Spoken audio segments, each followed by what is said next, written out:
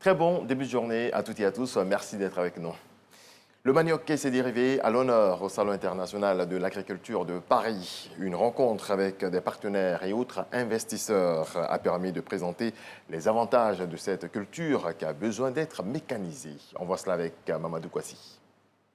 Le manioc, principale culture vivrière en Côte d'Ivoire, occupe la deuxième place après l'igname en termes de consommation locale. Ce sont plus de 5 millions de tonnes qui sont produites annuellement pour aboutir à plusieurs dérivés dont la tiéké. Face aux opérateurs économiques, la Chambre nationale de l'agriculture et les sociétés coopératives de Côte d'Ivoire ont présenté les avantages du manioc et surtout les dérivés de cette culture vivrière qui constitue un élément essentiel dans la politique de souveraineté alimentaire. Des explications qui ont convaincu ces structures européennes en charge du développement local et de la transformation. Notre groupe en fait s'interroge sur comment valoriser ce produit, donc comment le transformer. Donc c'est un sujet qui nous intéresse fortement. La transformation des produits agricoles et surtout celle du manioc constitue une priorité pour les collectivités territoriales et surtout pour le gouvernement. Le manioc dont nous parlons aujourd'hui, avec ses dérivés, va être valorisé. Même la tige de manioc se consomme.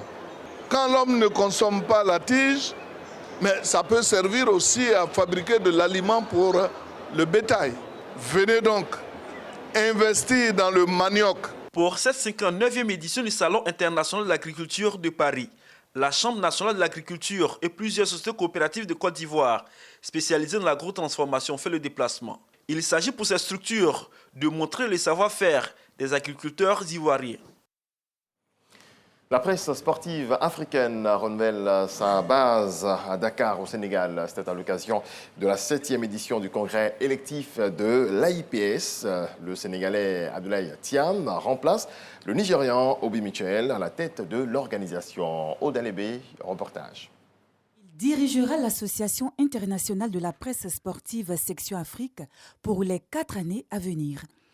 En présence du ministre des Sports sénégalais, Yankoba Diatara, Abdoulaye Thiam a été élu par 19 pays à jour de leur cotisation, dont la Côte d'Ivoire sur les 21 pays inscrits. Une victoire d'Abdoulaye Thiam, c'est une victoire de l'Association nationale de la presse sportive du Sénégal. C'est une victoire du Sénégal parce que, comme vous le savez très bien, n'eût été les autorités sénégalaises, particulièrement le président de la République, l'organisation de ce gala-là, de ce congrès ici, n'allait pas être possible. Une occasion pour le comité exécutif sortant de dresser son bilan moral et financier sous la supervision du président de l'AIPS, Gianni Merlo.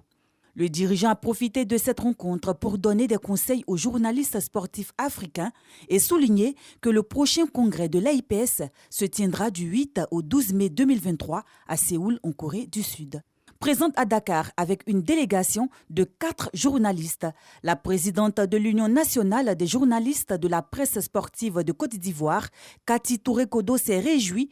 Pour elle, la Côte d'Ivoire ne pouvait pas être absente à ce grand rendez-vous. D'abord, pour pouvoir repositionner notre union sur l'échiquier international, mais aussi en tant que journaliste dont le pays organise la prochaine Coupe d'Afrique des Nations, c'était impératif pour nous d'être ici à Dakar pour les inciter à venir en Côte d'Ivoire pour cette Coupe d'Afrique des Nations.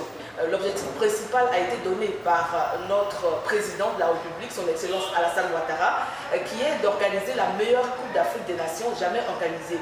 Du coup, à partir de cet objectif-là, nous aussi, nos objectifs, c'est bien sûr de battre le record de participation des médias à une Coupe d'Afrique des Nations. Et aussi inviter les journalistes afin qu'ils puissent venir faire un repérage avant la Coupe d'Afrique des Nations, bien sûr avec l'appui de nos autorités. Dans le reste de l'actualité au Nigeria, Bola Tinubu du parti au pouvoir semblait lundi soir prendre une légère avance dans la course présidentielle après un décompte encore partiel. L'outsider Peter Obi a toutefois créé la surprise en remportant l'état stratégique de Lagos face au retard dans le décompte et aux défaillances dans le transfert électronique des résultats. Les partis des 2 candidats de l'opposition ont dénoncé des manipulations. Quelques jours seulement après une décision similaire de la Commission européenne, la Maison-Blanche a fixé ce lundi un délai de 30 jours aux agences fédérales américaines pour s'assurer que l'application TikTok, propriété d'une entreprise chinoise, ne figure sur aucun appareil utilisé par leurs employés. Voilà, c'est tout pour ce 6h30. On se retrouve à 7h pour un nouveau développement.